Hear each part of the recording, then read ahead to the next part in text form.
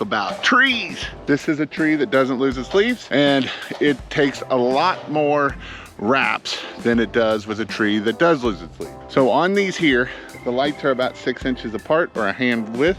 We want them to be about that far apart, all the way up this tree. So it does take a lot more light when we're doing Christmas trees like this.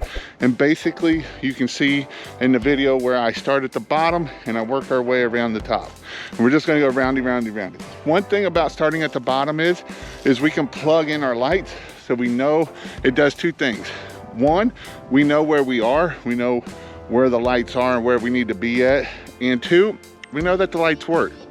The last thing you want to do is get up 30 feet tall and now the lights don't work. And so we can use a Mr. Long Arm, or actually I have a 30 foot water fed pole. It's a little bit lighter, it don't bend, it works a little bit nicer than the Mr. Long Arm. The Mr. Long Arm does work well, and you can do tall trees, and hopefully I'll get a picture of these at night. It's not too far from my in-laws, so I'll be able to get a picture of these at night. I think I used about 8 or 10 strands on it. And that's how we start at the bottom. We can do it. You can also start at the top. If we do start at the top, we want to make sure we're wrapping around the top quite a many times, because there's not a lot of light up there. And so if we only do a skimpy up there, it looks skimpy. So even in this, you've seen I wrapped it probably 10 times around just that top section there, just so that it will look good at nighttime. But again, you can see I'm actually a little wide right here, so you can come in here and just kind of play with them and get them where you want them at. But again, we want them about a hand's width apart is a good place for these trees.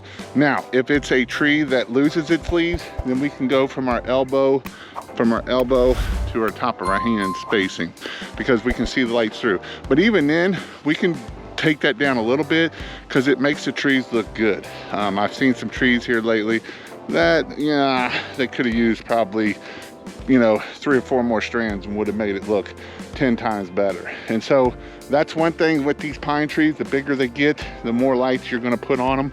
And so this is why I tell people to charge for it. Usually I tell people to charge per height of the tree. And so, you know, I'm at $40 to $50 per height of the tree for my thing. So, you know, this is probably a 13 foot tree. So if we just say easy math, it was 10 feet, that'd be a $500 tree right here. So it'd be 500, 500, 500, right? $1,500 for 3 trees. And so this is what we do to wrap them, to make them look amazing. And again, if we wrap them tighter, we can even wrap them tighter and it's not gonna hurt it. It'll actually make it look better. But if we're gonna wrap them tighter, I would recommend you going, you know, toward the $60 a foot, so that we're still in profit range. I want you to be in profit range. Profit is not a bad word. And so these 2 trees here, it took me right at 15 minutes to do both of these trees. I did that one there, and I'll do a video on how to do a tree with no leaves. So I'll see you in my next video about a tree that has no leaves.